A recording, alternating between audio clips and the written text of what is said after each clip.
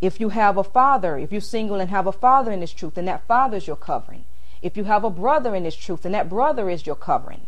So forth, so on and so forth. So that's how that goes. So no, that's not a physical covering. That's having a man as your head. That's what that means. And like with the man with his head, he shouldn't have his head covered. That means he shouldn't have a woman ruling over him. If a man is prophesying and praying with a woman ruling over him, that's a disgrace. A man having a woman ruling over him.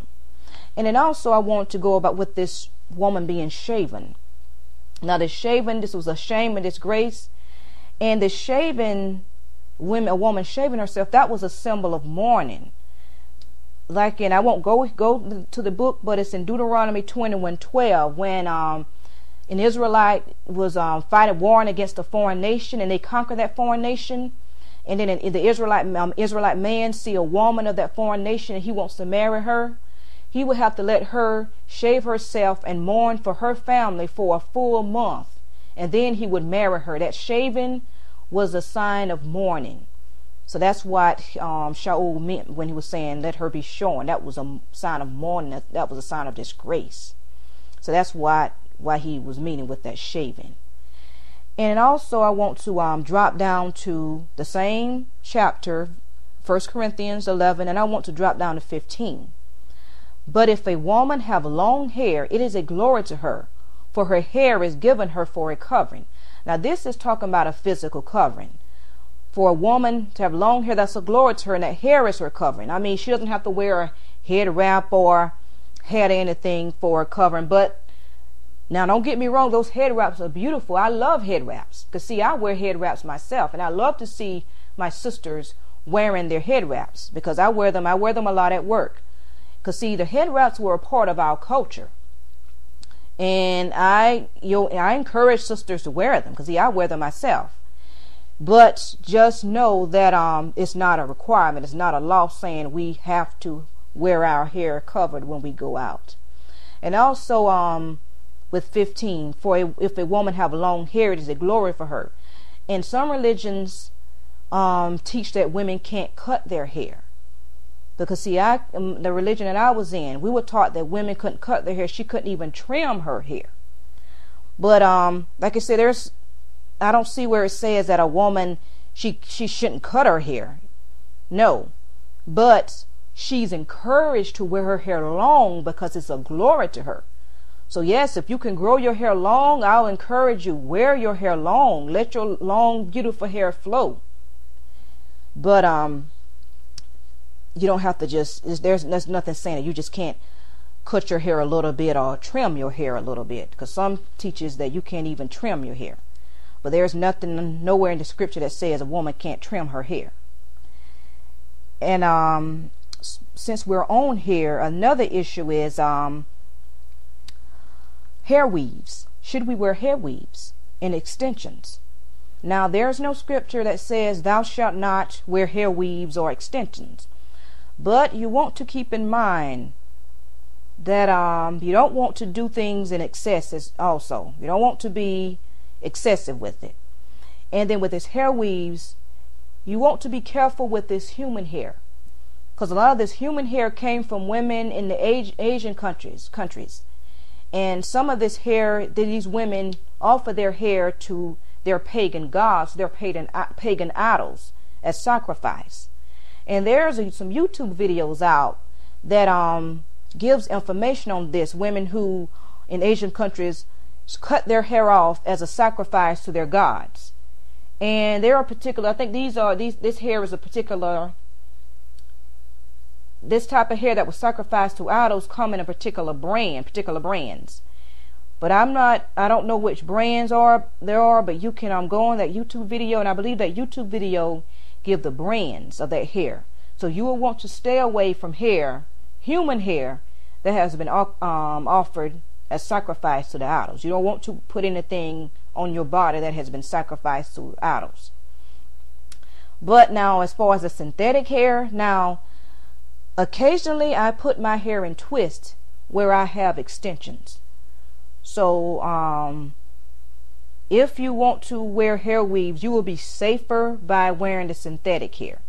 But I guess it's best if you just don't wear hair weaves, period. But if you want to wear it, I mean, there's no law saying you can't wear it.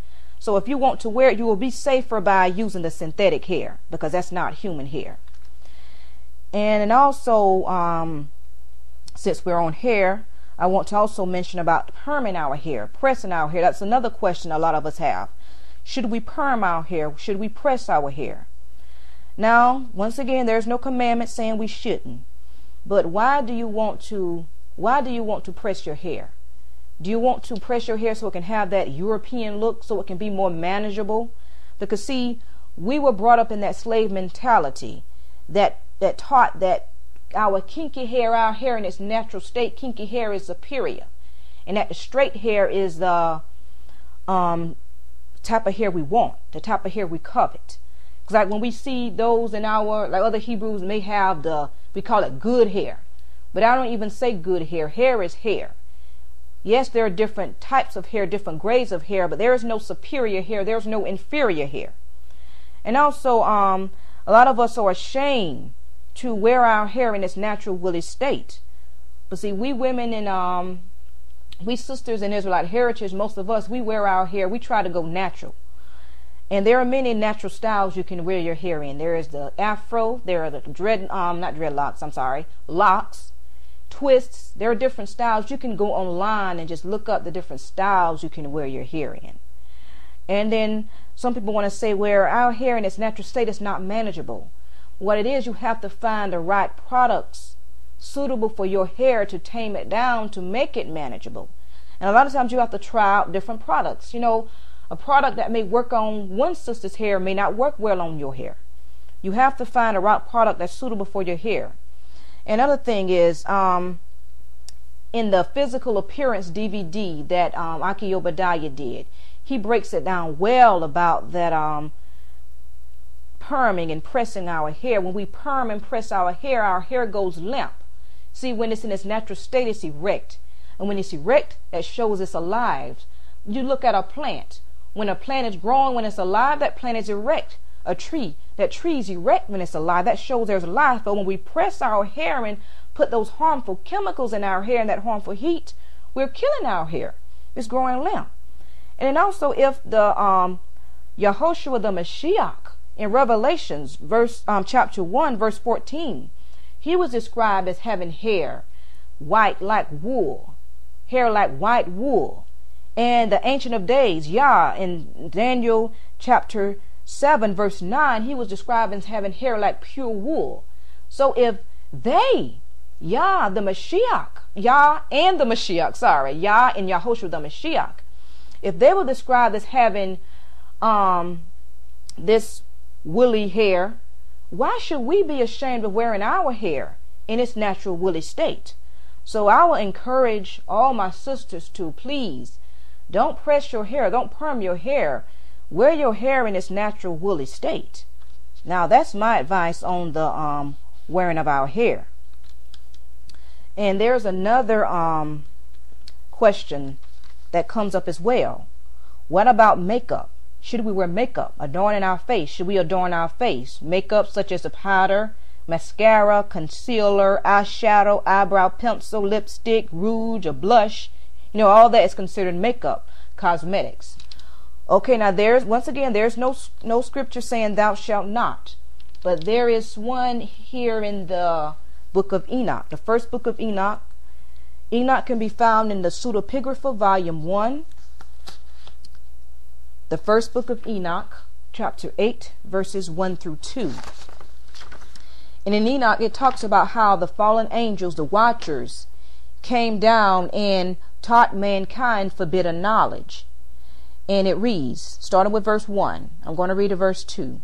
And Azazel was one of the fallen angels, one of the watchers, taught the people the art of making swords and knives and shields and breastplates. And he showed to their chosen ones bracelets, decorations, shadowing of the eye, with antimony, ornamentation, the beautifying of the eyelids, all kinds of precious stones, and all coloring, tinctures, and alchemy.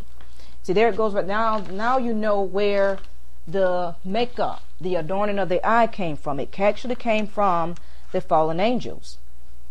And they taught us this forbidden knowledge. And also another place in the scripture, I'm not